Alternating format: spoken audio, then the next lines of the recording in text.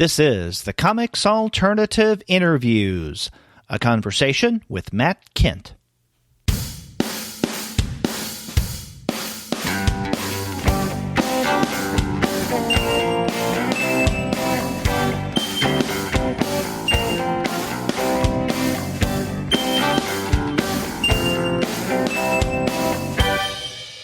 Hello and welcome to another episode of the Comics Alternative Interviews. I'm Derek. And I'm Andy, and we're two guys with PhDs talking about comics. And on this interview episode, we talk with Matt Kindt. He has several new titles out, including Grass Kings, Ether, Department H, and the new Exo-Men War. And we talk with him about these titles, as well as a variety of other topics. But before we get to that conversation, we want to let all of you know that this episode of the Comics Alternative Interviews is brought to you by the great folks at Discount Comic Book Service. Go to their website, dcbservice.com, for all of your comics pre-ordering needs. There, you're going to find all DC, Marvel, Image, and Dark Horse titles at 40% off of the cover price if you pre-order.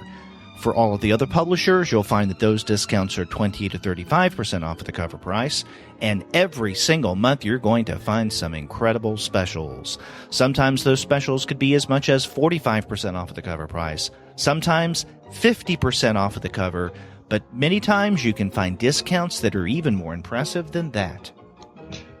That's right, and since we're talking to Matt Kindt, you can go to DCB Service and check out Matt Kindt's books there.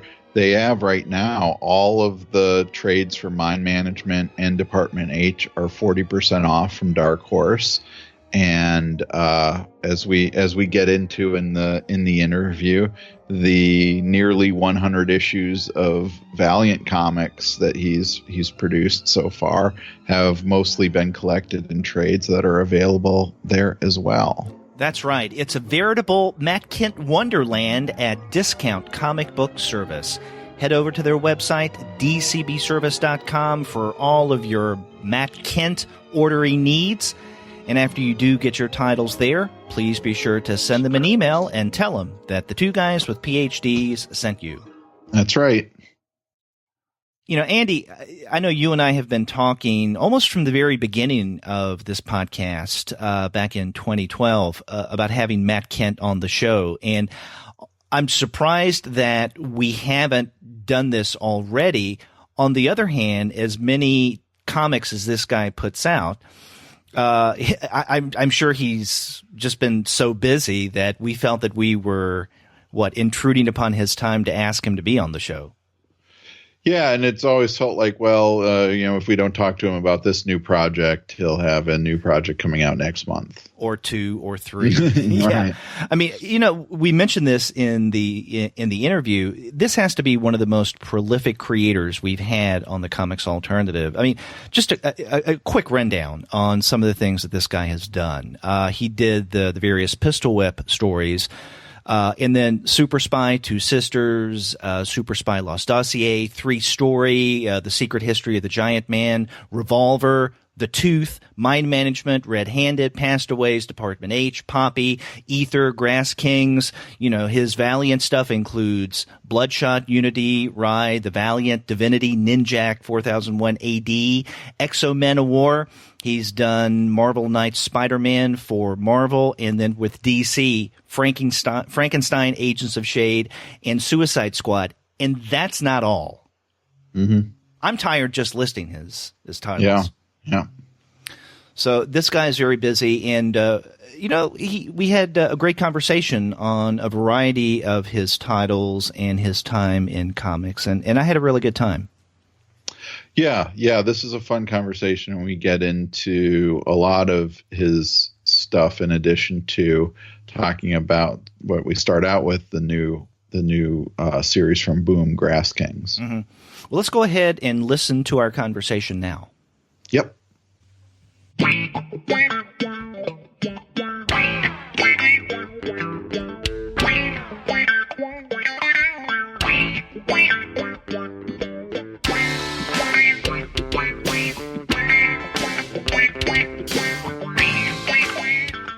We're pleased to have Matt Kindt on the Comics Alternative. He has a number of ongoing titles out right now. There's Grass Kings, there's Department H, there's Ether, and there's also various Valiant titles. Matt, welcome to the show. Yeah, thanks for having me. Appreciate it, guys. Mm-hmm. Yeah, thanks for joining us. I want to start off by asking you about your new series with Boom Studios, the one with Tyler Jenkins, Grass Kings. It strikes me that this is very different from most of your previous work, and I'm wondering if you could introduce us to the series premise and also tell us about how you and Tyler came up with this title.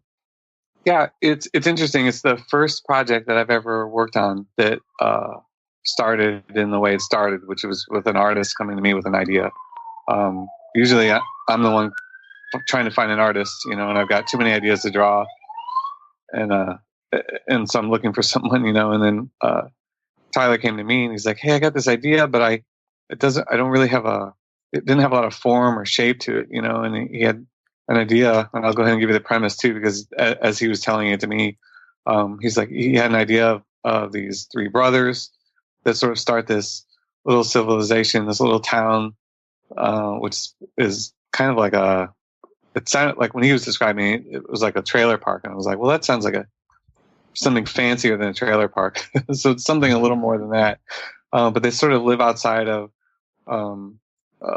like normal laws and rules and sort of establish their own little civilization across the lake from the nearest town.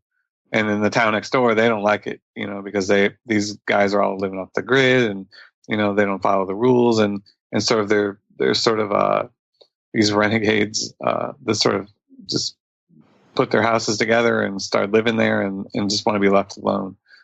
So there's sort of tension there between the town and then the sort of trailer park, and then there's some mystery to it too. So, and I think that was kind of what I brought to it, where Tyler, when he pitched it to me, he's like, I got this idea for these brothers, and they have this, they sort of live and they like preside over this grass kingdom, and he had ideas for like supporting characters and this and that. But as soon as I looked at it, I was like, you know what this story needs? It needs a murder.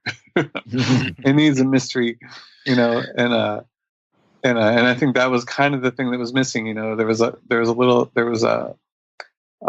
had pretty much all the elements there. It just needed something that we could sort of hang it on, or something that would drive the story. And so we started talking back and forth. And after his initial pitch, honestly, I'm not sure who came up with what after that. It was sort of a kind of organic, I was like, oh, here's an outline. What do you think? And we had a lot of phone conversations and talking about the characters and the mystery and how we reveal what we reveal and character arcs and that kind of thing. And so it was super collaborative, more than normal, even, I think, on something where I'm just the writer, and which is kind of fun. I'd never done something like that, and I'm like, well, am I going to like working like this? And usually I like to own the thing, And with this, it was like it was definitely a shared idea from the beginning, which was super fun. Tyler's a great guy, super great to work with, and that's sort of like the genesis of the story.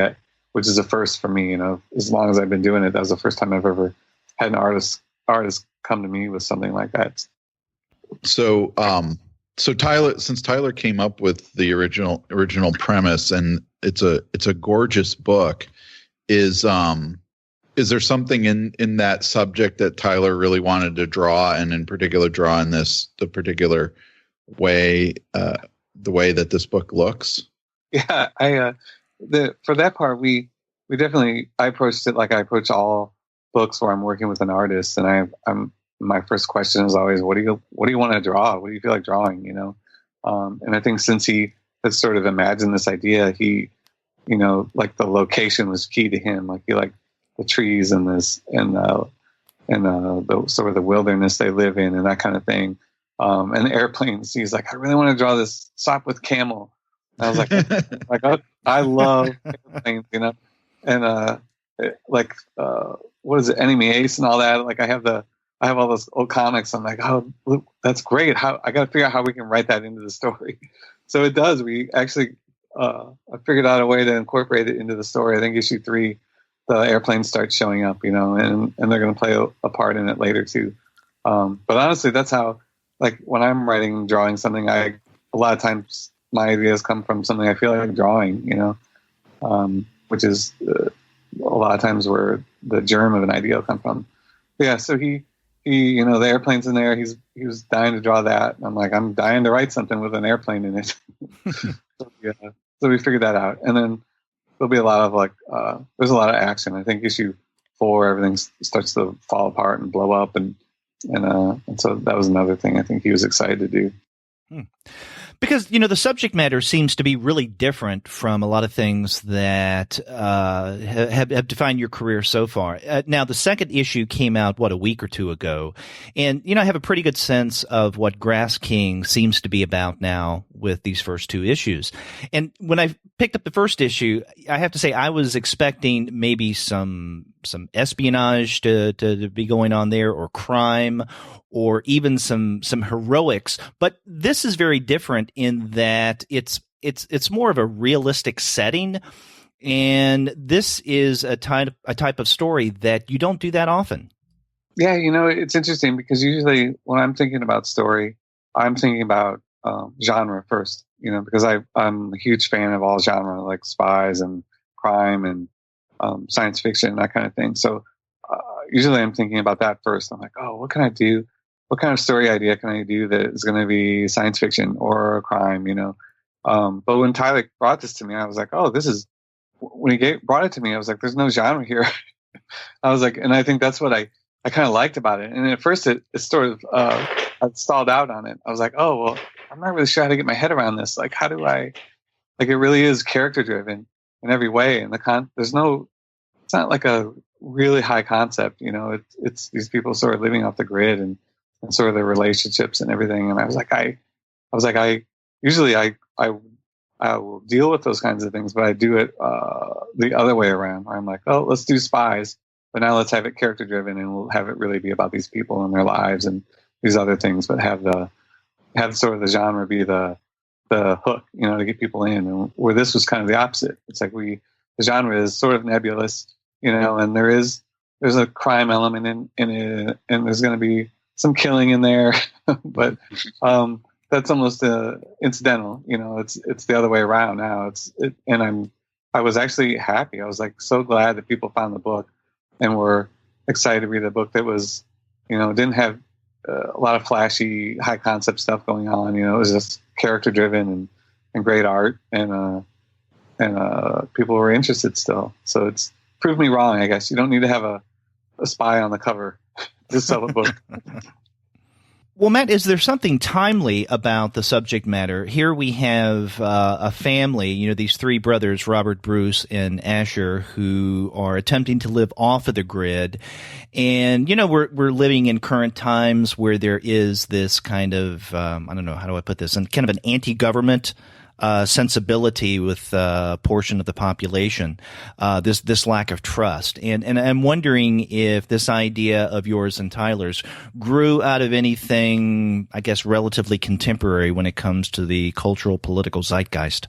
Yeah, it's funny. I've been in interviews with Tyler, and when we're asked that question, he's what does he say? He says it's like, if you see that in it, it's something like that in there, it says more about you than it does me or the book.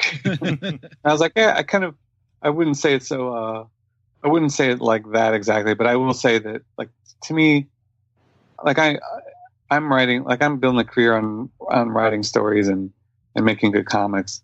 And I think trying to plug into a current event or something that's happening now, I think it's just always a big mistake. It's like, I'm just trying to tell a good story with characters you can believe in. And there's always a point to it. It's not that there isn't something in there or there's that it's definitely about something, but I think trying to sort of coordinate that with something that's happening right now is always a big mistake. It takes a long time to make a comic. And who knows what's going to be, next year or 6 months from now, or even next week. So trying to address that, I think is never a way I approach a story. I try to just sort of tackle subjects and content that is interesting to me, or things that I always think about, or things that I think are always going to be applicable. Something that you're going to be able to read and you can apply to something now if you want to, and then 10 years it'll still be relevant. I think that's the key. That's what and I kind of agree with Tyler in that way.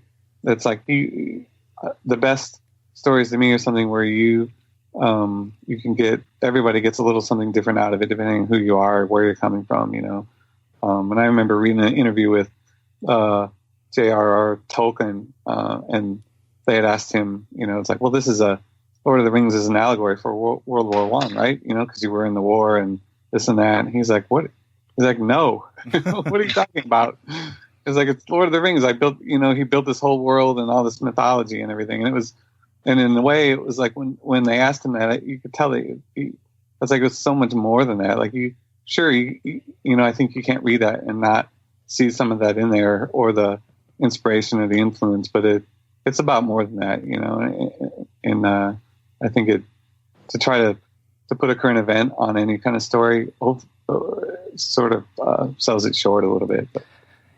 Yeah, and you can always apply this to, I guess, in other times as well. I was thinking of something like Brian Wood's DMZ, right? I mean, on the one hand, you can say, okay, well, that may be the result of the Tea Party movement. On the other hand, something like that would have fit in perfectly during the militia movement during the Clinton years in the 1990s, and even before that. So kind of reading a narrative as like rooted strongly in a particular time. I agree. I do think that, maybe the seeds of an idea would be there, but it transcends that moment as well. Yeah, hopefully, I think the best stuff kind of does that. So hopefully it does. And it's not to say it's not influenced. You can't help but be influenced by the times you live in and the things that are going on, like it's going to seep into your subconscious no matter what you do, no matter how hard you try to block it out. But, so you can't help that. But yeah, ideally it's something that can apply anytime. And if anything, it proves the idea of history repeating itself, like these stories are unfortunately, they may apply to something now, and then 10 years they're going to apply again in some other way that we don't even foresee. So. Well, that's interesting too, because that kind of ties into the beginning of the book, sort of, where you have this long reach back to history of this land that the Grass Kingdom ends up being on, and the idea there seems to be that there have been independent groups living here forever, as long as there's been humans in this area, and this is just another iteration of that sort of group. Yeah, I think that's the bigger picture to me, is this idea that I've thought about forever, is this weird idea of ownership of land, and how almost every war that's ever been fought, or any fight that's ever been instigated, is over land, or over a place to live, or over this, some piece of earth. And this crazy idea that you can actually own it, is something that we bring to the earth and causes all of our wars, and it's interesting, to see that play itself out, and throughout time, and people are just going to keep fighting over it, and the earth is there forever, and then we're just sort of in a cycle of fighting over it over and over again, that's fascinating to me, the idea that you can own this thing that's unownable. Yeah, and as Andy mentioned, you do start off this first issue with these historical references, and it's quite a sweep, because you begin in the 11th century and eventually, over the course of a few pages, work your way up to contemporary times. Yeah, no, and I think that's one of the themes of the book. Is we're sort of focusing on this mysterious lake and this land that surrounds it. And the idea that all the stuff, all the history and the blood and everything that's been shed on and around it, and all the things that are in that lake, are interesting to me. You know, the history of all that. It's kind of like that. Was it the Art Crumb did that one drawing where it shows us like this scene in nature with just hills and trees, and then you slowly see it grow up. You know, the like little huts and then houses and then telephone poles and then the road goes in. And oh yeah, the history of the United States. Yeah. So I've always been intrigued by that idea, you know, and then to see sort of that play out, but then instead of focusing on the things that are being built, it's more about the violence that's been sort of the violence that's happened on that land over time. Now, do you and Tyler have most, if not all, of this series mapped out already? Do you have an idea about how long you would ideally like to sustain Grass Kings? Yeah, it's pretty fluid. And when we started, I started talking to Tyler, and we were going to just do a 6-issue series, you know, and sort of be done. But as I started writing it, I started thinking of these other ideas and a way to sort of expand it and make it bigger. And it just, all these threads started expanding out of the main story. So when I turned in my outline, I think it was like 15 issues. So I turned it into the editors and at Boom, and Tyler had seen it first. So I was like, hey, look, here it is. What do you think? And he liked it. And, so I picked, it was supposed to be 6, and then the outline had 15 issues. And so I think it's done well enough where we're greenlit, you know, to just finish the whole thing. So I think it's about 15 issues, give or take.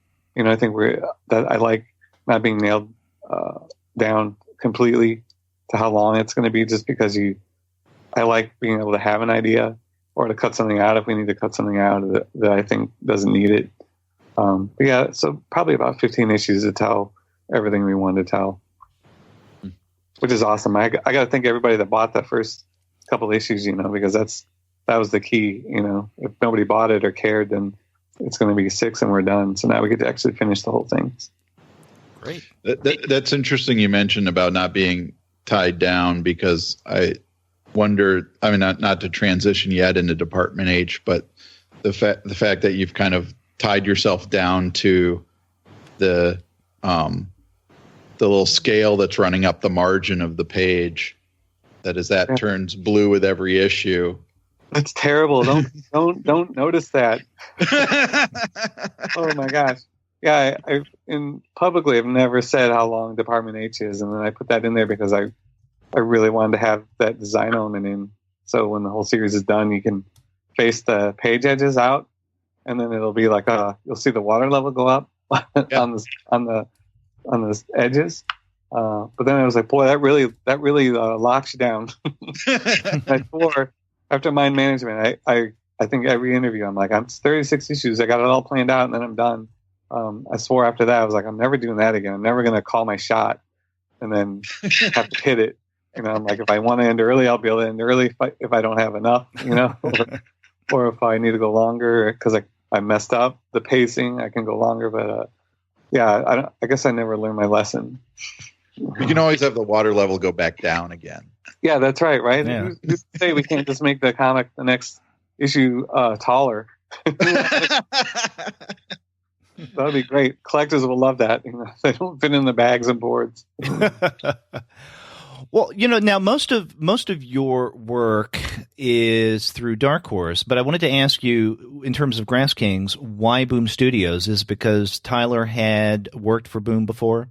Yeah, Tyler had a good working relationship with them, you know, and I didn't know anybody there, and so when he came to me, he's like, "Hey, I've got a couple of editors I really trust.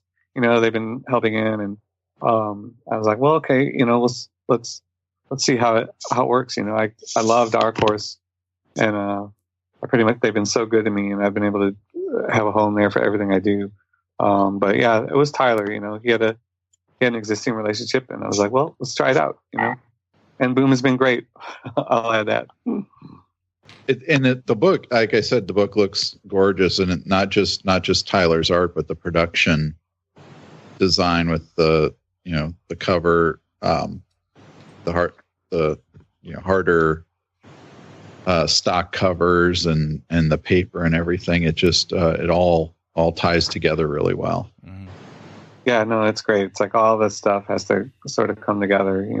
If it was on slick, shiny paper, I think everybody would hate it, or I would. They did a great job on productions. I have to say that almost everyone we bring on the Comics Alternative for an interview, they've come out with, let's say, a brand new book, or they have a new series that is just starting. And so even though Andy and I like to go back and refresh our memory on their previous work, we try to focus on the current stuff. Now, here we have you on the show, Matt, and you have more than just Grass Kings going on right now. There's Department H, there's Ether, there's your Valiant stuff. It's like, oh my God, how much are we going to be able to cover? How many questions are generated here? And I have to say that in preparing for this interview, this has been one of the toughest shows to get ready for in terms of your prolific output and your current output. You have, how can you juggle all of these series at once? That's funny. Somebody asked me that the other day, and it's and I was trying to explain it, and I think the best way I can explain it is without getting too weird. Hopefully this doesn't sound weird, but there's a little room for every project in my head. So I open the door and I go in when it's time to write Ninjak. I go in my Ninjak room and I go in there, and it's like you inhabit that world, and then when I'm done with that, I come back out. I go home, I have dinner with my family, and then when it's time to work again, I go, you know what I mean? And then I'll go, it's Department H time, so I sit there and you just go into, it's just a separate spot in my head, that I just go to. And I think that's what, I think it's really key to me, the writing process, which is so strange. And I was telling my wife this too. She's like, I was like, when we go on planes, I love going on flights because it's 4 hours, 6 hours. As soon as I start writing, it's like the time disappears, and then all of a sudden we're there. Because when I'm writing, I'm in that place, and it's almost it's like I'm not hearing anything, I'm not seeing anything, I'm just inhabiting wherever I'm writing. So it's in a way, it's a weird way of like going to that place and then living in there, or living within the character you're writing at the time, and it just, everything else like falls away. It literally falls away. I could be anywhere. That's why when we travel somewhere, I'm like, I really don't want to write when we go travel to a cool city, because if I do, it's as if I'm not there. Mm-hmm. So it's like, I'd rather just, I go to a coffee shop or I sit in the studio, and then it's fine. It just doesn't matter because I'm here all the time. But yeah, it really does. Like everything else falls away, and I'm just in that space. And then I'm just able to compartmentalize, I guess, the different stories and the different characters, and sometimes I'm irritating. I think in the studio, I share a studio with Brian Hurtt. He's the artist on Six Gun and The Damned, and he sits next to me, and he'll be talking, and I'll be like, I will not even hear him, and I'll be like, 10 minutes later, I'll be like, what did you say? Did you say something? And he'll be like, yeah, I was like, blah, blah, blah. And I was like, oh, it was like, my ears heard you said something, but I did not hear what you said, which is great, because then he can play music or whatever he wants, like music with words in it doesn't bother me. I can write through anything almost. But yeah, it's fun, it's kind of it's fun to like go to like fictional places and mess around. Well, you mentioned Brian. I mean, that reminds me of yet another project that you have, and with him, Poppy and the Lost Lagoon came out last year, and I'm assuming that this is going to be the first in a series of Poppy books.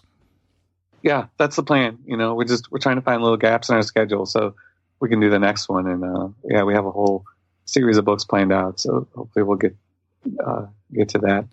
Yeah, it was fun.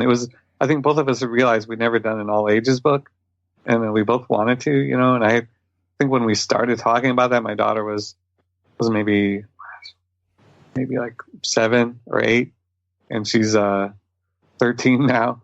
So she's old enough to kind of her and all her friends are reading Department Age. So I sort of missed the window where an all ages book was right in her wheelhouse. But it's okay. There's other kids out there.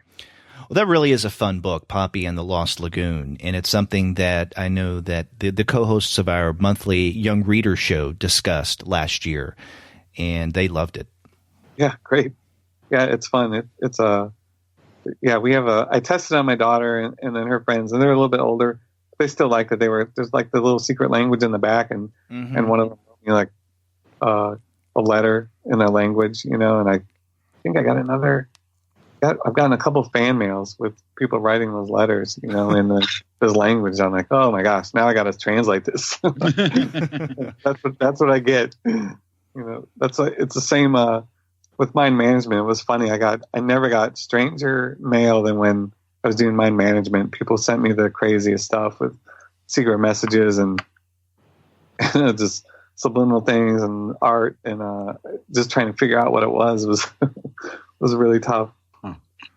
So when you're talking about this division of of labor, of how you think about these different projects as separate rooms, how does something like Department H or even mind management fit in that you're both writing and drawing? Do you do a script for yourself before drawing it, or do you work a little more loosely with something you're drawing?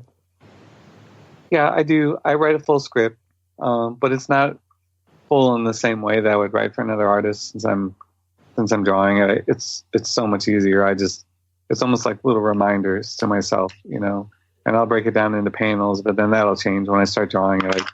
I'm always messing around with the layout and adding panels, or basically I'm writing and rewriting it until the very end, till the art's done and lettering's done, and I'll go back one or two more times when it's lettered and rewrite it again. So it's never really done until the very last minute when I upload it. But it is, it's easier to write for myself because I'm just sort of reminding myself and writing dialogue that I know is sort of placeholder, or not necessarily placeholder, but it's like, well, I really like it because I don't have to fully decide on anything until the end. So it gives me the most time to actually think about it.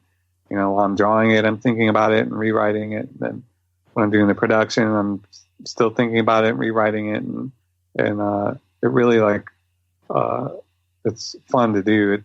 I can be a little sloppier, because I know that I'm going to get to go back through it a bunch more times.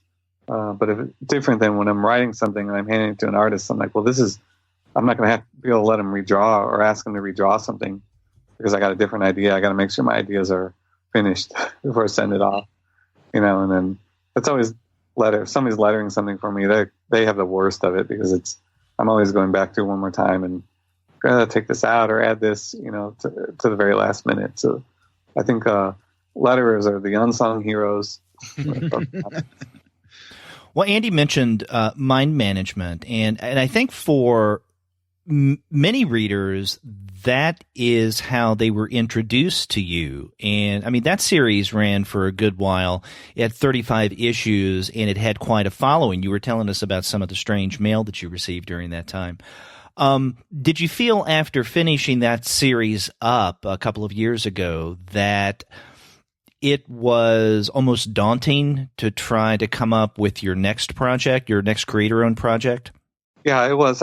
When I was done with mind management, I think I poured everything I had into it. Every idea I'd ever had about comics and life and just the format, and then everything, everything about it, everything I could put into that, I put into that book. So when I was done, I was super burned out. Those last few issues took everything out of me. So I took a couple months off where I just was like, I don't know. Writing's okay, but drawing a monthly book is so hard, and I never missed a deadline. Everything was always on time. But I wanted to do it once, I wanted to try, to do a whole series on my own monthly, to prove that I could do it in some way. And then once I got started, I was like, well, I can't take a break now. I don't want to break my streak, So yeah, when I was done with that, I still feel that way. I was like, I don't know that there'll never be anything else like that. I'll never be able to do that again. I was in a certain place in my life and a certain age, and everything was just in the right spot for me to do that. So that won't ever happen again, and I'm okay with that, But and I think that's why Department H was sort of informed by mind management, and the next thing I wanted to draw, I was like, I really want to do something that isn't doesn't span the globe, is very contained, is super straightforward, just as a kind of a response to mind management, which was all over the place. It was globetrotting, and it was jumping forward and backwards in time, and then there's like 1,000 characters and all this stuff going on. I was like, well, I want to do something that's got like 8 or 10 characters at the most, and they're stuck underwater, and there's one mystery, and we just drive towards that ending. It's sort of like almost like a palate cleanser after mind management. Something a little simpler, something that you could read month to month and not feel like you're missing everything. So many people, when they read mind management, they're like, this makes me feel dumb, and I feel like I'm missing half of it. And I'm like, that's terrible. I don't want people to feel that way, and I don't, and I did. There are so many hidden things in mind management that I was like, I don't want you to feel dumb, but you're definitely missing. Everybody's missing something, nobody's getting it all. But that was sort of the intent. Like, I wanted to do one thing like that where you could put it on yourself, and then every few years, maybe you revisit it. Those are my favorite kind of books. Like, I remember reading Watchmen when I was in high school, and I was like, oh, this is good. But I skipped the text parts. I'm like, I don't know. I was like, I just want comics, So a couple of years later, I'm older, and so I read it again. I'm like, oh wow, the text really informs the main narrative, And then I was like, well, if I missed something there, maybe I'll read that again sometime. So then you wait another year or two, and you read it again, and then you realize what he's doing with the panel layouts, and then you read it later, and you're like, oh, this time I'm just going to focus on color. What did he do with color, And you could go through that book so many times and just focus on one thing, lettering, and then layout, and then the language, and then and it's just there's always something new there. So I think that was my goal with my management, was to do something like that where you could go through and read the story, and it's spies with mind powers, and you get the narrative, but hopefully you would go through it again in a couple of years, and you're like, oh, this time I'm just going to pay attention to this other thing, the text on the side, and how that relates to the main story, or the backups. Just read all the backups and backup stories, and then go back through and read the rest of it. Like, there's a lot of different ways to read it, and that's kind of what I was hoping to do, is just build something like that you could read over and over again. Mm. Yeah, we have a particular fondness for mind management because right around the time that started was the time that Andy and I started the Comics Alternative. And in fact, I was looking this up before we spoke. We reviewed the first issue of Mind Management on our 7th episode back in September of 2012. And I remember one of the things that we discussed was how it requires a different kind of responsibility of the reader. In fact, it's a different experience. You have to read it in a variety of different ways. And even with that first issue, we were amazed at the number of things that were going on at once in that story. Yeah, I think honestly, everything I learned about comics up to that point when I started, everything I knew about it, I really wanted to just apply everything I could, everything I knew or had thought about comics as a medium, and apply it to that series, from the beginning, and just make this thing that hadn't been done, and that was part of the goal of that series to me, was like, what if I ever felt complacent or I was just going through the emotions, I was like, well, no, how can we do it in a different way? How can we do it in a way that hasn't been done before? How can we use the space in a comic book, a traditional monthly comic book, in a way that no one has used it before, and so then it was like, well, there's these inside covers, which usually just have credits, and are really boring. So I was putting stories inside there, and then there's no ads, and Dark Horse asked me at the beginning, they're like, do you want to add, is it okay to put ads in there? And I was like, whoa, I never really thought about it because I hadn't done a monthly book before that. I was like, well, no, if I don't need ads, let's not do ads. But I want to do ads, so let me do the ads. And so that's where the idea of doing the ads on the back cover came from, and a lot of that was informed by me just collecting comics as a kid, and you stare at those ads on the back cover all the time, and they're always terribly designed, and so I purposely tried to design back ads that look like back ads on comics, for like Zit cream and deodorant and whatever, any other random product, but just try to make them look like the actual ads, so they look, they're kind of ugly, but on purpose. But it was great because then I was able to sort of flex my design muscle, which, I was a graphic designer for 5 years before I started doing comics seriously full time. And so it was kind of fun to use all those skills to sort of help the comic book story, and yeah, it's one of those things that at the time I didn't realize how much I was asking of readers. And then when letters start coming in, you start getting feedback, you're like, well, then I'm like, it is asking a lot, and I think half the time I'm reading something, I'm lazy. It's like, I don't want to decode something, I don't want just tell me the story, but then other times I am like, I think it has to work on two levels. It has to work on the level where you can read it and be entertained. It's like you're seeing the drama play out and the characters and that happen. And then there's another layer when you feel like it or when you're in the mood. If you've had a bunch of coffee, go back through it and look at it, and figure some of the stuff out. I think if it doesn't work both ways, then it kind of fails. But it's okay to me if you read it and you're entertained and you feel like you're missing something, because then that to me is always, I love that feeling. I love the idea of reading a book. I'm like, boy, I liked it. I think I might like it even better if I read it again, and that's always been my goal. Yeah. A few years ago, I did I mentioned this to you at Heroes Con when I talked to you once. I don't know if you remember that. I did an academic paper on mind management. And one of the things I decided, and this was pretty early on, I think it was only about 2 volumes were out, but I decided to try to read it in every way, every format that it existed in. Yeah. And that was a really interesting experience, because it is a different. I mean, you made first of all, you made it worth buying the monthly book. Because there's material in there that it wasn't collected, but reading the collections made for a different experience, and then reading it, digitally, and while every reading any book is a different experience and different media, I think mind management really highlighted a lot of what those differences are.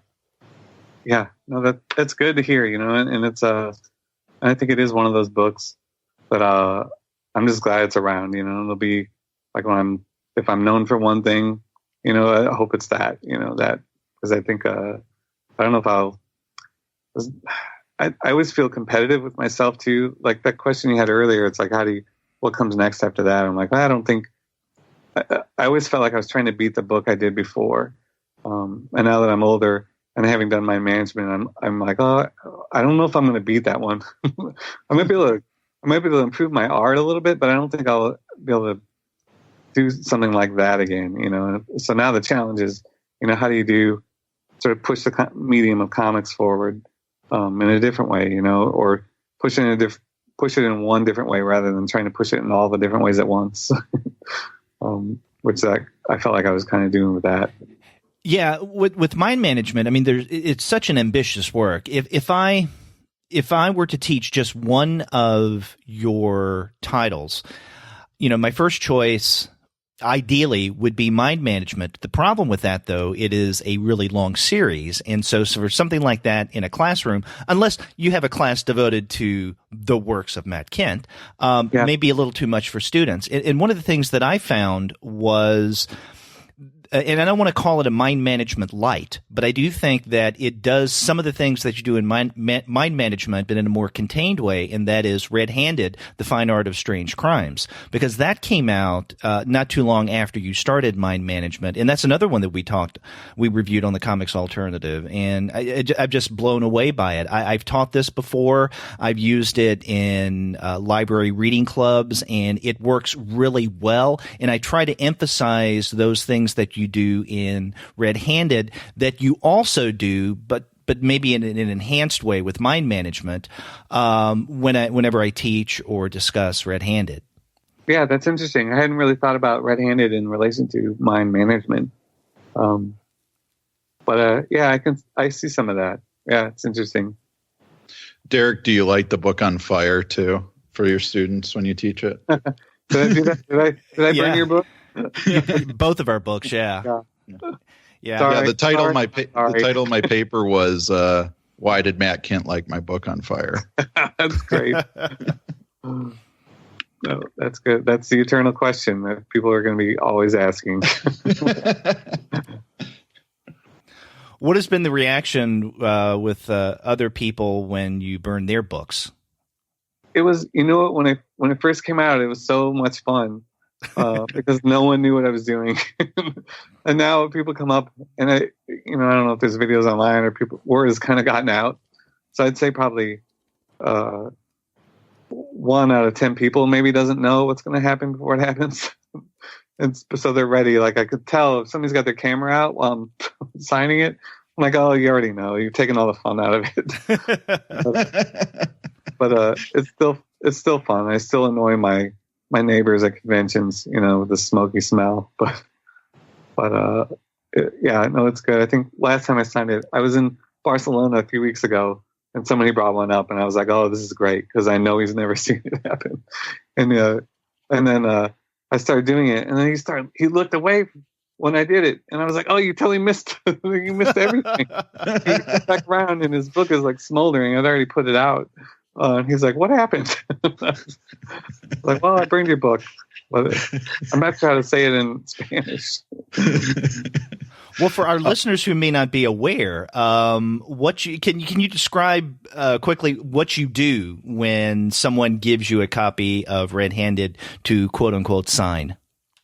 Yeah, I think that I'll go back to the genesis of the idea. Was I had the idea of and I guess, well, I'll go way back, but it's going to so many conventions and you sign so many books, which is awesome and fun. But after a while, I try to do a different drawing in every one, and try to do something different to keep it interesting. But I think there was one show I was like, I signed so many books. I need to do something to make it more interesting. This is boring. It's not boring for the one person that comes up. But it's boring when you do like 100 books in a row. And I was like, I got to do something else, And I remember when I was in art school, I took like 3D design and drawing and all the regular classes, and then there was this one class in performance art. I was like, ugh. At the time, I hated it. I was like, this is the worst. None of this will ever apply. Like all these crazy artists doing this goofy stuff where they're these installations, or they're standing in one place for 3 hours in the gallery, and or different things like that. But there was one crazy guy who, what did he do? He would hit one of his pieces was just a guy shooting him in the hand with a gun, like in real life. And another time he had a guy like hammer a nail into his other hand or something, and this crazy stuff. I was like, well, how will I ever apply this to comics? It's never going to happen. But I was sitting bored at the show, and I was like, well, I need something else. You look down the row of artists and artist alley, everybody's signing and doing things, and the drawing is fun. But I was like, we need to spice this up. So I was like, what if you set a book on fire? But I couldn't think of a way to do it that made any sense other than just I was bored and wanted to set a book on fire. But then, so I had that idea for a while, through a few books. I think probably 3 or 4 years I carried that idea around. I'm like, well, it just doesn't fit anything. But when I was working on Red Handed, I was like, oh, there's a part in the story where you get to the point where this detective and his wife, their relationship is sort of falling apart. And it sort of shifts gear, and the art changes, and it becomes sort of Sunday comics. And then there's two corners. There's 2 pages, and then on the corner of the one page is the page that I burn.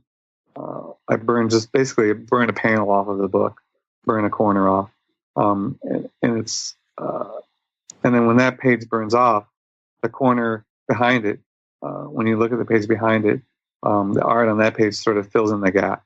It's sort of a burning house on the next page that, like, theoretically caught the page in front of it on fire. And it sort of parallels sort of the relationship of the characters and sort of goes with the theme of that part of the story. So I figured out a way to do it that made story sense, which was essential. I didn't want to just burn books to burn books. I did want to, but I knew that was that was going to be hard to explain. But if I had a story reason to do it, I was like, well, this goes with the story. It makes sense. So that was sort of where the idea came from, and I finally figured out a way to do it in that book. And it was so fun. Like the first bunch of signings I did a book release party, and that was the first time I'd done it. And what did I do? I did a crazy live art piece too. So I started out with this live art piece. It was just a big piece of paper, and I did a reading of the book, like just one of the chapters. So I played the audio of that, and while I was doing it, I was drawing this big drawing, and then when I was done with the drawing, the story ended, and I cut up the big piece of art into like 30 small pieces, and then everybody got a piece of art, which tied into that one chapter. I don't know if you remember, but there's a chapter where the guy takes a famous piece of art and then cuts it up, sells the pieces, and so it sort of went along with the story. And then afterwards I did the signing, and then I started burning books, and then 3 or 4 people in, a woman comes up and she's like, I'm a librarian, and I won't allow you to burn my book. Please don't burn my book. And so I didn't do it. I didn't burn her book, but everybody else was game for it. Now, didn't you have an earlier book that you had like a book plate inside that you would cut out? Yeah, that was sort of my trial run, and it was with The Tooth, which is a book that Colin Bunn wrote, and I did the art on. And when I was doing that one, it was that same idea. But I was like, well, burning this book doesn't make sense. But what if we did like a coupon cutout, and then the whole book was designed like a series of comic books that are just collected. So there's covers, and there's back covers, and there's ads. And I designed that in a similar way. There's a corner where you cut out the coupon, and then you can draw on that, and then you paste that into the front as the book plate, and then when you cut it out, it's sort of the page behind it sort of parallels the thing that's on the page in front of it. But that one, I think that was more inspired by when I was a kid. My brother was reading comics. My brother got me into comics when I was like 7 years old, and he's like 6 years older than me. So he's buying X-Men. I'm like, what is that? And I was a grubby 7-year-old kid. He's like, don't touch my comics, and I would sneak into his room, and he had them all stacked up perfectly. And he could tell. I would get into him, and he's like, I could tell you were in my room. Like, my X-Men are out of order. And I was like, no, I wasn't. And so I needed to get my own comics, so I started getting, I wanted to get a subscription, that was the only way. We lived in a small town, so there's no comic shop or anything. So my brother had a Dazzler #1. It was like that great semi-photo cover. It's like painted or something. And that was the one. I was like, there's a coupon in here. And I convinced my mom to let me cut that out of my brother's comic by crying. So I was crying about like, and my brother wouldn't let me cut it out. And my mom was like, Carl's my brother. It's like, Carl, you let your little brother get his subscription. So my brother for years did not forgive me for having to cut up his Dazzler #1, sending my subscription for him, and so it was great. When this book came out, I was like, Carl, I was like, let me sign this one for you. And I was like, cut. I was like, remember Dazzler #1? And he's like, yes, I remember. But anyway, it was great. inspired by my brother. But that was a fun one too, because the first time you do that, you have people coming up to buy your book, and then you're cutting it up. It's in some ways it's almost worse than burning. I don't know why.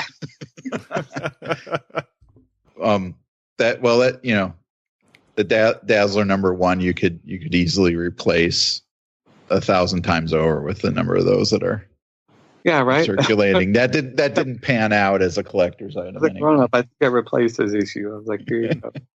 Sorry, I cried.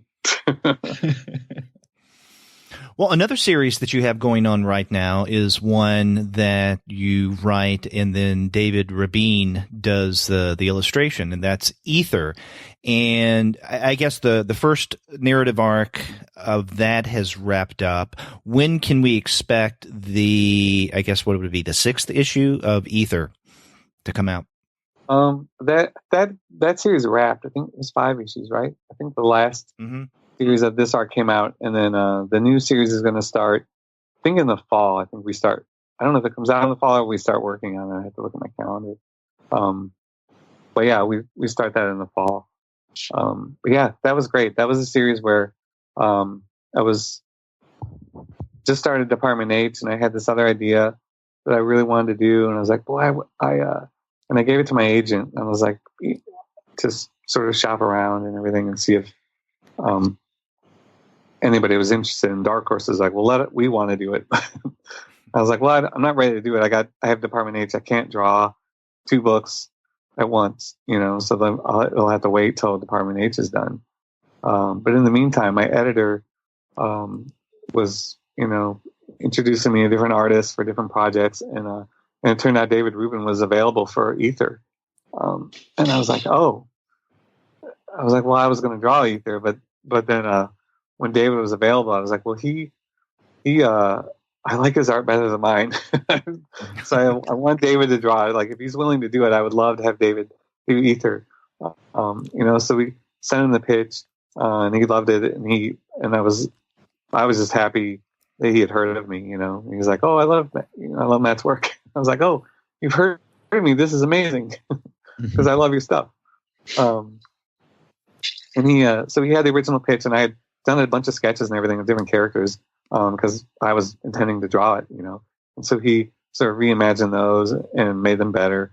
And then he turned in like 20 more pages of sketches of just like little side characters and world and the world building stuff. And he just without asking, just based on my pitch, he sent all this extra stuff in. I'm like, I was just blown away. I tacked all that stuff up on my bulletin board, and then when I started writing it, I was, there are these little goofy characters. There's a little character, one of my favorite ones, and he hates it when I tell him this. He doesn't say he hates it, but I know he's just tired of me saying it. But there's a little bird character with these big teeth. Oh, yeah. And I was like, what is that character? That wasn't in the pitch. It's not in the script. I was like, we got to put that little goofy little bird in there. And so I wrote that whole scene where, you first get into the ether, and there's this bird, and the guy pays you to let the bird sing for you because he sings so terribly. That's sort of the gag of the scene. And but all that was just because he drew this little character in there. I'm like, we got to put that in there. But there's so many little pieces in Ether that are just little drawings that David had done, and that sort of gave me ideas for the story. And it's fun, it's fun to sort of go back and forth like that and kind of have a conversation with the artist. Not maybe even directly, but, taking his drawings without any explanation from him and sort of like building a world around some of that stuff. And his imagination is so great, and his storytelling, and I mean, he's a writer in his own right. So it's great to work with an artist that writes, and being an artist, I hope that, I'm a little more sensitive to what he goes through drawing it, so the scripts, sometimes I'll leave open-ended or try to set it up in a way where he could sort of flex his muscles, with layouts and that kind of thing. He's amazing. I can't say enough about him. It's funny that you mentioned this bad singing or horrendous sounding bird, because in reading Ether, I mean, obviously, all of it looks like the work of Rubín, but I remember thinking when I first saw the bird and the way that he draws it, especially the way when he draws it angry and even trying to sing, it just struck me as, from what I know of his work, quintessential Rubín.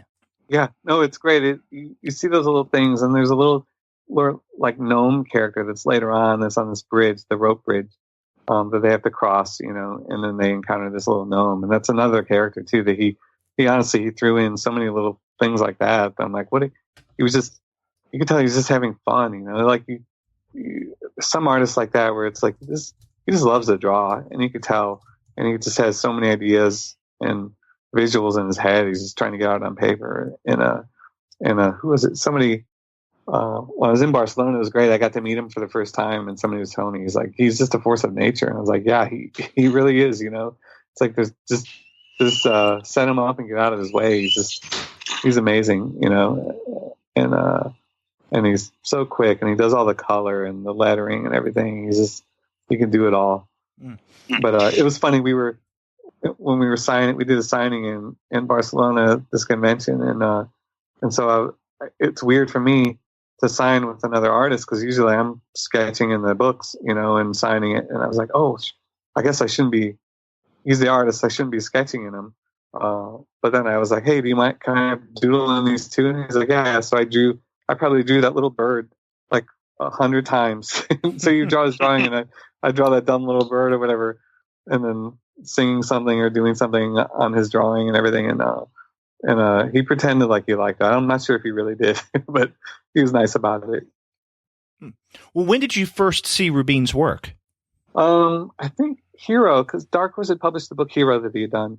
Mm-hmm. And I think before that, I'd seen him in The Battling Boy, the spin-offs, the little manga-sized spin-off books. He had done those with Paul Pope. Mm-hmm. I had seen some of those and a bunch of stuff online. And I think Brian Hurtt actually showed me. He's like, "Hey, look at this guy," because we were huge fans of Paul Pope, and then David's definitely like in that same school, of like great brushwork and really energetic and everything. And I was like, yeah, this guy's got it, and that's why when he'd heard of me, I was like, oh, this is awesome that he'd heard of me. Because I just was such a fan of his stuff already. Well, I mean, do you and Rubín have a sense of about how long you want to take Ether? Yeah, I mean, it's pretty open-ended. I think my pitch for that one, again, was, I have an idea for one story, one arc, but then I can't seem to turn in a pitch that's like one book. So I'm like, here's the one book. But then here's what the next 4 or 5 books could be, and so I have an outline for the rest of them. So yeah, it could be pretty long. And I kind of imagine it in a way like a little bit like Hellboy in structure, and that it's recurring characters, but we can tell these different stories in this universe, in this world, and there's just so much to explore and so much history and everything. And I'm a huge fan of Tolkien, and I don't think I'm a fan so much of Lord of the Rings and The Hobbit as much as I am of his world building. Mm-hmm. And the book, he wrote this book, The Silmarillion, which I don't know if I'm even saying that right, but I think that's how you pronounce it. So yeah, I don't know anybody that's ever said it out loud. I've only read it, but that book blows me away. It's like just the sheer depth of character and history and myth that he built up. It's like that's kind of what I want to do that in comics, and I think Ether is a good place to do it because there's just so much backstory and so much rich history that we can get into with the series. So we could keep it going for a long time. Well, I remember when it was first solicited, Ether, and it was kind of a big deal, right? Because we have these two really important creators, you and David Rubín, on collaborating on a new series. And from what I remember, I thought from the original solicitation that it was going to be a limited series at about 3, maybe 4 issues tops.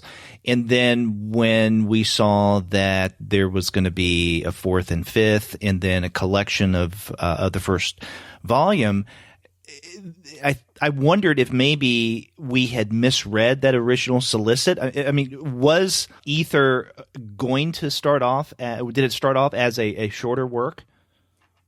It was always planned. The first arc was always 5 issues. That was always the plan. And it's with comics. It seems like the way the industry is. It's like you launch a book. Every book I've done, every monthly book I've ever done was always like this. You launch it. And you see how it goes, and 2 or 3 issues in, whether it's going to be sustainable. I remember Mind Management was the same way. That was my first monthly book, and I was like, I don't know how the industry works with monthlies, and I only know graphic novels. And my editor, he was like, well, we'll know. Issue 3, we'll know, sales always dip after issue 2, and then by the time you get to issue 3, it levels out, and that's where the numbers are going to stay. And he's like, if those numbers hit this mark, then you can run the book as long as you want, as long as you need to. And then every book I've done since then has been the same, regardless of publisher. It's always like it's a little bit weird. Like as a writer, it's like, well, I have this story that could go 30 issues, but I'm not going to know if it's going to fly until 3 issues in, so you have to be ready to. I guess it's running a TV show. You want to keep going for more seasons, but if nobody's watching it, you're going to have to end it after 1 season. So you kind of want to end it in a good way. So I feel like with Ether and even Mind Management, and here's a little trivia with Mind Management.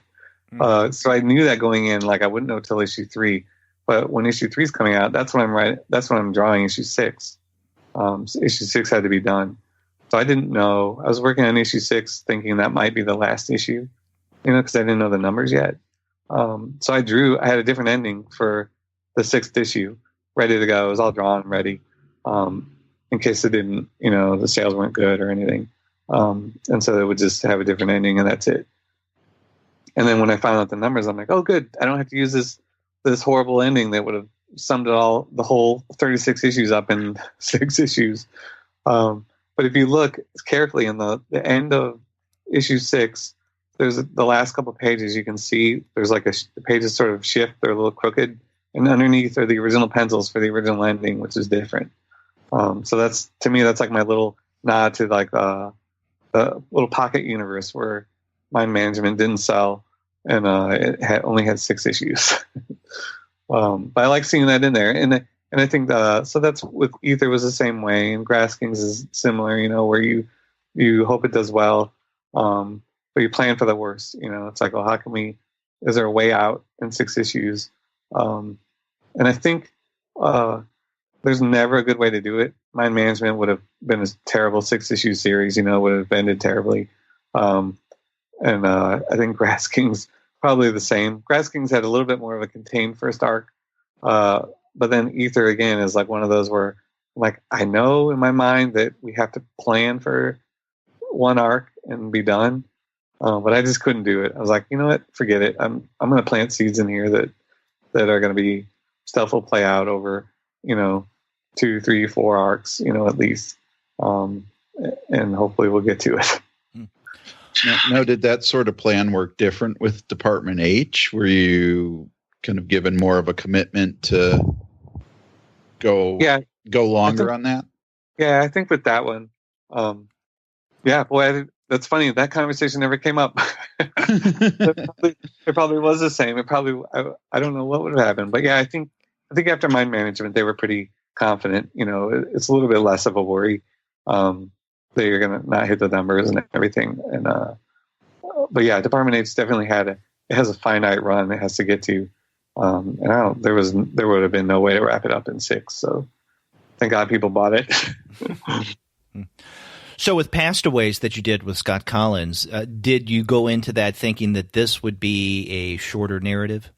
Yeah, there was a little bit of a different situation. I had a main story, that I had in mind, and then after that, we would just see. I hadn't worked with Scott before, and I wasn't sure what that was going to be like. And then I felt like after 8 issues, that was good enough. And that's totally as good as I'm going to get on that on that question. Okay. So, no, yeah, I felt like we'd sort of run our course. Now, Department H has hit about the halfway point, just recently, right? I think so. I'm not going to tell you how many issues it is. Okay. I'm going to be. There might be more. There's no way to tell.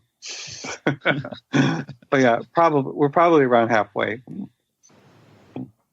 I just want to confess that it took me a little bit to get the pun in the title. Yeah. But not as long as it took me to get the series. I don't know if you remember the series from the 80s, Ms. Tree. Oh my gosh, it was probably only 3 or 4 years ago that I got that. This is a common thing I have with comics fans that are like friends of mine that are in the same age group that they had. So I felt so dumb when I figured that out as a 40-year-old. I was like, what is wrong? I'm even like making books with dumb pun titles, and then I don't. And I think, it's unbelievable. It's one of the great shames of my life. It's kind of like physician heal thyself, right? Yeah. Or the cobbler who has holes in his shoes. Right. It's like I have a blind spot for that. And it's funny because I hate puns. Brian, we share the studio. He's puns all the time. I'm like, Brian, stop with the puns. He's like, look at the titles of your books. I was like, oh, okay. That's the last pun title I ever do.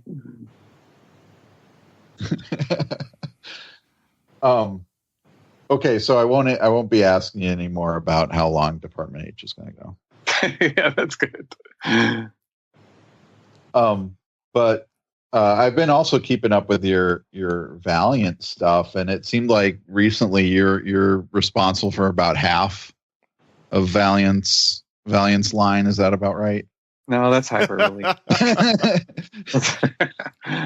No, that's what they tell me. I'm like, that's not true. Yeah, you're phasing me out. I'm only doing 3 books this month. No, it's I don't know. I will say it's one of the greatest working relationships that I've ever had in comics. You know, not with the company as a whole, and then with my editor Warren Simons. It's just I've never had anything like it. You know, so I think as much as I like the characters, you know, I don't think if it wasn't for the people I'm working with there, I wouldn't have been there that long. You know, I wouldn't have been doing as much as I'm doing. You know, but it's just fun. You know, I've got real friends there. It's definitely like a family, and I think I love the way they run the company.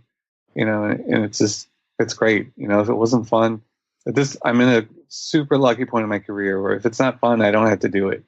So it's great to just have fun with those guys. Well, Ninjak's been a lot of fun, and it's I don't know if I should ask them how long Ninjak's going to go, but Ninjak's been a lot of fun, and I really enjoy that. But now you're starting also basically what Valiant's flagship title is, Exo Manowar. How are you approaching that differently than, say, what Rob Venditti was doing on that series? I'm going crazy on that book. It's insane. I love Rob. You know, he was at Top Shelf when I was there. You know, and I've known him forever. We're like great friends, and so it was so fun to see him hit that success with that book and then do so well and have such a long run. I'm like, man, 50 issues on a book I don't know that I could do that, you know, and then keep up the energy that he had. So I think I think before I knew I was writing it and before he was done, I was like, that's a book I'm never going to get my hands on. You know, how are you going to follow that? You know, what would you do? But then as soon as I started asking that question, I'm like, oh, well, then I got some ideas, you know, and then when he was done, the editors approached me and they're like, would you be interested? And I was like, yeah, I think I have I think if we can do something kind of nuts with it, and sort of like take him off world, put him on an alien planet, we just make it total sci-fi, cosmic world building, just go completely different. I think that's the only way to go after Rob's run, which is so essential. It's like, well, it just need to be something completely different, and so location is different. And then I think like the core concept of the character too, it was basically like a barbarian in the high powered, sort of suit of armor.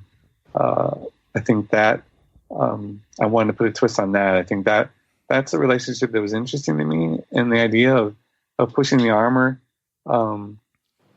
into being something more, into being kind of a character in the book. I think that was something I hadn't really seen before with it.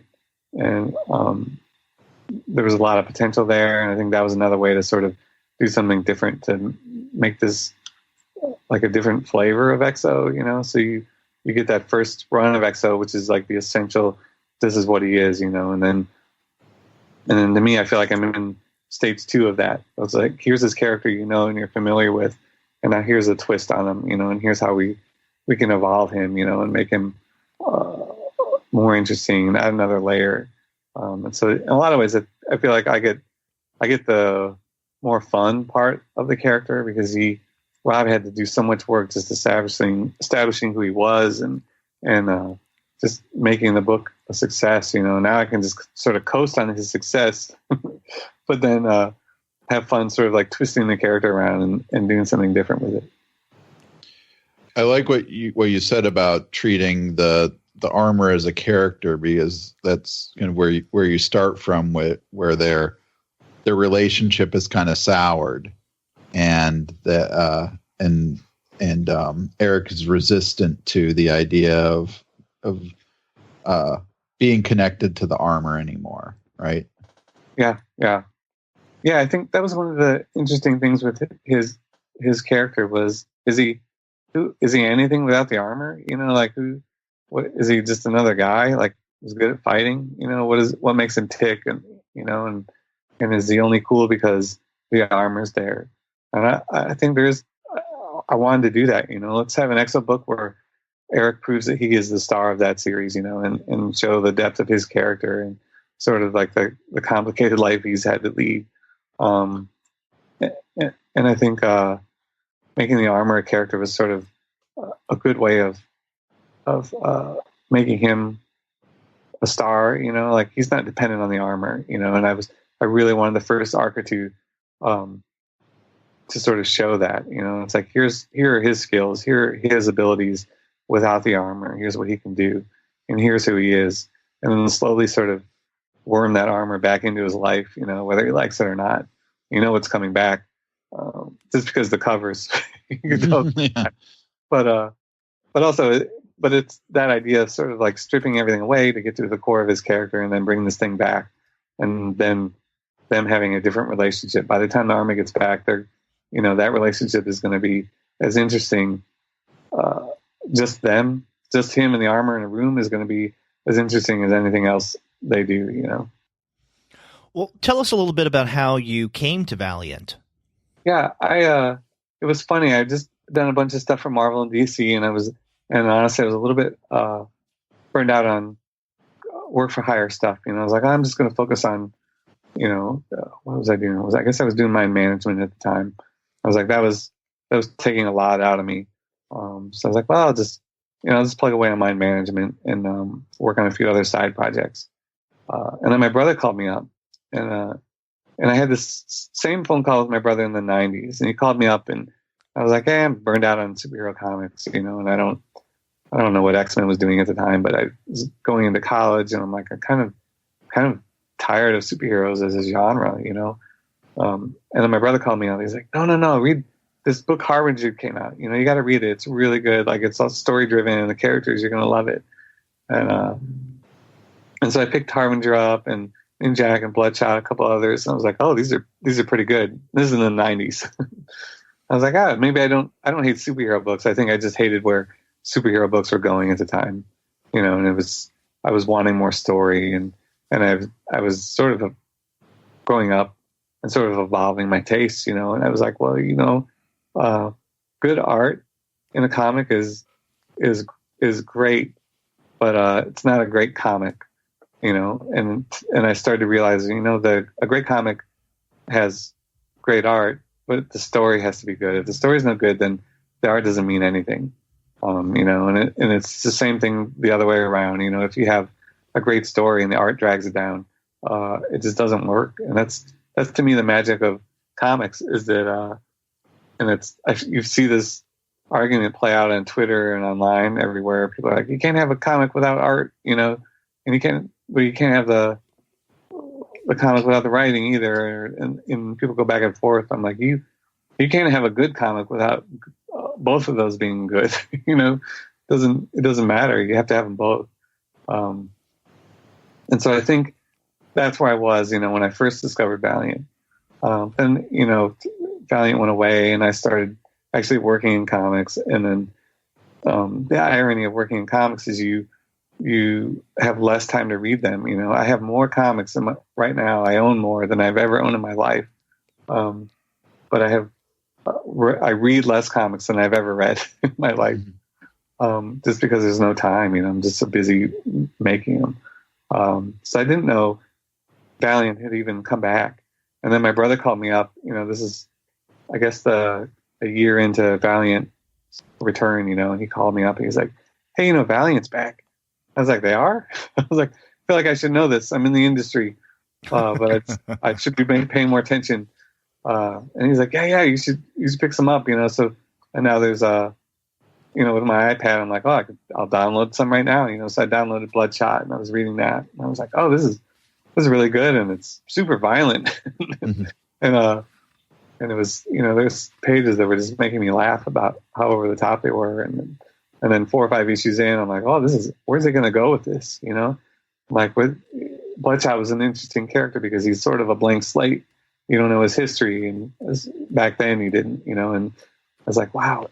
So then as a writer, I was like, I wonder what he's going to do with this, where's he going to go? And I can't wait. I was hooked, and which takes a lot, especially now, like as a grown-up professional, it takes a lot to hook me into a book. Anyway, and I swear to you, a week later, after I'd read like whatever, I was caught up on Bloodshot. A week later, Warren, my editor, called me up and he's like, hey, I've read some of your stuff. He read Mind Management and everything. And I think Rob had actually given him Mind Management. He's like, how do you feel about writing Bloodshot Zero? I was like, oh, that's funny you say that, because then I told him the whole story about how I just read Bloodshot. I was like, yeah, I'd love to do it, but what's it going to be? Like, what's the story? What do you want in it? And he's like, well, we want you to figure it out. It's going to be like his we want to know like his origin or whatever. It's a zero issue. And I was like, oh, so I'm figuring that out. And he's like, yeah. And I was like, oh, that's great. Cause I thought of 3 different things, I was like, oh, the writer could go here, here, or there. And I was like, oh, good. Cause I have an idea. It's so funny. And so that's kind of how he called me up and invited me to do that. And I think he was kind of trying me out, to see how I was to work with. And then unbeknownst to him, I was trying him out, because at this point I was like, I just want to work with people I like, I want work that's fun. I was in a good spot where I didn't have to just take a job for money or because I needed it or, any of that stuff. I've been pretty lucky most of my career, and that every decision I've made creatively was because it was the right creative decision to make, and not I have to pay my house payment. So he was trying me out on Bloodshot, and I was trying him out. Let's see how Warren is. I don't know. I have never worked with him. I don't know him. And it was great. We just hit it off right off the bat. We hit it off, and I've just been writing for him ever since. I think I was adding up my issues a couple weeks ago, and I'm gonna hit 100 issues with Valiant sometime this summer. I think with Expo, yeah, that's crazy. Doesn't seem like that much, but it is. One of the things I love that you do in these books, like especially in Ninjak, is that you set up these really kind of complicated traps or or villains with unbeatable skills, and then like in one of the recent issues where there's the seven are held in this prison that's designed to never be broken into, and Roku takes care of it, and just a few minutes it seems like, and Ninjak seems to get through problems very quickly like that. I just love that idea of having these like highly complicated death traps that are finished very quickly. That's funny. I know. I should do an issue where there's like a lesser Ninja B or something, and he fails. He goes in there and it takes him like 3 hours, and he's all torn up by the end. That would be a good story. But I don't know if people would like that one as much. Maybe though. It is. Could be fun. Yeah, no, it's fun. I love coming up with those sort of Rube Goldberg devices, and it's a way to just show how awesome Ninjak is. It's fun. I have a lot of fun with those books. I wouldn't do them if they weren't fun. Are we going to see more Divinity in the future? Yeah, they just announced last week a new series called Eternity, which is really it was my pitch for Divinity 4. Okay. But we're really just blow it out. It goes super crazy. It's going to be like a really cosmic. We delve into like the unknown, which is like something we sort of glimpse barely in the first arc. We break through to that, and it's like I was going to say Jack Kirby on acid, but I'm not sure. I'm not sure what that would be. It's something in that same vein. It's Kirby-esque.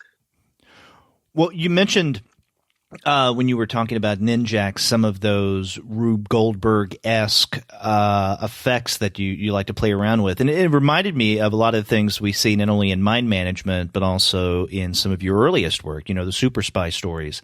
And so I'm curious how you see the writing that you do for not just DC and Marvel, but I guess specifically Valiant, and where you're dealing with other properties along with your creator-owned stuff. Do you find much of a link between those compartments in your head that you mentioned earlier, or do you think that there is more of a clean division between, let's say, your Valiant work and your creator-owned titles?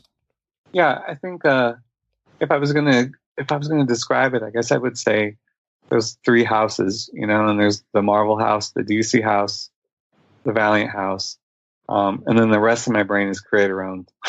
Mm-hmm. And I think that the Valiant house is right on the edge of my creator-owned, and working with them, and I think like the doors are open and the windows are open, so a lot of stuff like blows through both ways, and I think that's the best way to describe it is and I remember talking to Warren when I was getting ready to pitch Ninjak, they didn't ask me to do it. I was like, I gotta do Ninjak. Nobody else can do it but me. But before I did the pitch, Warren called me up and he's like, when he pitched this, he's like, don't worry about page count, don't worry about content, don't worry about structure of the story, don't worry about format, don't worry. He's like, sky's the limit. Come up with however you want to tell it. Whatever structure you want to use and format and everything will don't be hemmed in by anything. He's basically treat it like a creator-owned book, And so my pitch was, it was there was no line between my creator-owned and that book, and everything I've done with him, kind of since that. I think when he said that, something sort of like broke in me where I was like, oh, they want my ideas. They want me to do it the way I do it. And so I've just been able to do that ever since, and tear it up in the Valiant universe. But yeah, with that Ninjak pitch, I was like, well, I want to draw the inside covers. They're going to be gadgets that have, little diagrams. And then the captions for them are going to be something that doesn't go with the drawing at all. And then we're going to do 8-page backups that don't seem connected, but then will be eventually, and then the main narrative, so we'll have two different artists doing the inside stuff, and then I'll do the inside covers. And we'll have all this crazy stuff. I threw everything in there, and then of course, that's what the book was. They asked for me to do that, and then that's what they wanted. A lot of times you'll get somebody that asks for, sky's the limit.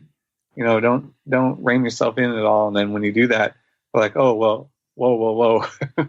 We didn't even go crazy, And then, but no, with Valiant and then my relationship with them, they cut me loose, and then it's been great. I think it's that line between creator owned and work for hire has been so blurred there. It's just, I feel like part of the team, or part of the company in a weird way. And even with Divinity, that was the first character that was created since they relaunched, and then so it was fun to just build on their universe, in a way where I could actually contribute rather than just building on past creators' work. It was fun to contribute something new. Well, in addition to everything else that you have going on right now, which is formidable in and of itself, is there anything that you can tell us, at least, that you have in the works or you plan to begin in the near future? No, I mean, there's a couple projects I have they'll be after, after Department H, and so I always let these things kind of percolate, and sort of see what I feel like doing, closer to the end of a project. It's like, what do I feel like doing next? So yeah, nothing I would announce. I mean, we're going to do a ton more Grass Kings, so we're going to do a lot more of those, and then Ether. We got more Ether coming up. So, I don't have a new title per se, probably till next year that I'll announce, but more of the same. Hopefully, if you like what we're doing, there's more of it. Wow. Well, there's definitely plenty. I mean, we have Department H, we have Ether, we have Grass Kings, Divinity, Ninjak, now Exo Manowar. Get some rest. I do. I try to, but it's, I can't turn my brain off. Even when I fall asleep, my brain is thinking about something. How many issues did you write while we were doing this podcast? I tried really hard not to. I was like, you know what? I'm not gonna do any work in the background. I've done that. I've drawn a whole page before during other interviews, but I promise you, I was 100% yours this time. I don't know if you ever remember, there was a Saturday Night Live bit years ago where Dennis Miller was doing the news and he was interviewing Stephen King, and it was John Lovitz playing Stephen King, and he's typing away while he's doing the interview, and Dennis Miller asks him, what are you writing? He's like, oh, I don't know, let me look.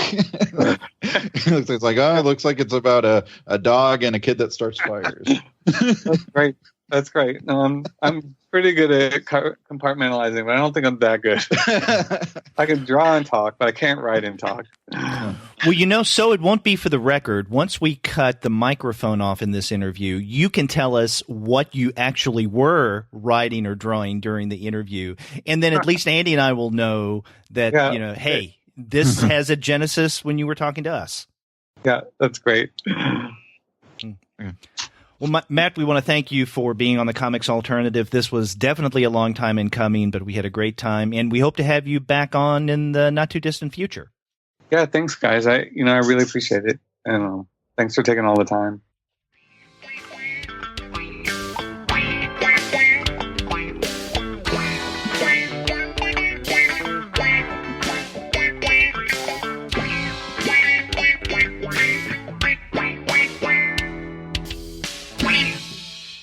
Well, that was a fun conversation, but we barely touched on a lot of his work, but we got into the most current stuff and some of the big stuff. I'm glad, for example, that we got to talk about Red Handed, which is probably one of my favorites of his comics. Yeah, I feel the same way. I'm glad that we talked about Red Handed, and we also got into mind management. But there are a lot of things that he's done that we maybe mentioned in passing, like the Super Spy stuff. But I wanted to delve into, at least in a perfect world, if we had more time. But let's hope that we have him on the show again to talk about what other new material he's coming out with over the next few months.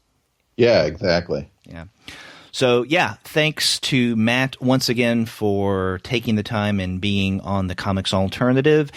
And if you want to find a great discount on many of Matt's titles, then you would do well to head over to the website of our sponsor, which is Discount Comic Book Service.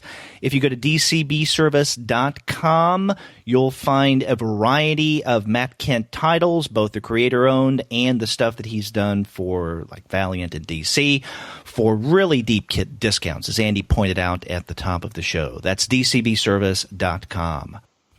And after you do get your Matt Kindt titles there, get in touch with us and let us know what you thought about this conversation. If you go to our website, comicsalternative.com, you'll find that you can leave us a voice message online via SpeakPipe. Or you can call us the old-fashioned way by picking up the phone and dialing 4153-COMICS. That's 415-326-6427. And you can get a hold of us by email. We are two guys at comicsalternative.com, and we also can be contacted individually. I'm Andy at comicsalternative.com. And I'm Derek at comicsalternative.com. And we also have our Twitter feed, which is at the number 2 guys with PhDs. That's right. And you can also find us on Facebook, Tumblr, Instagram, Google+, Goodreads, Pinterest, and YouTube. You can subscribe to the podcast through iTunes. You can stream us on Stitcher. You can also find us on TuneIn, on Spotify, on iHeartRadio, and on Google Play Music. But you can find every single one of our podcast episodes, as well as the reviews and comics-related commentary that we post on our blog, simply by going to our website, comicsalternative.com. That's right. All the ways to get a hold of us, let us know how we're doing, and find out what we're doing. That's right. And we have more fun interviews lined up in the weeks to come, so be sure to check back for those. Until then, I'm Derek. And I'm Andy. See ya.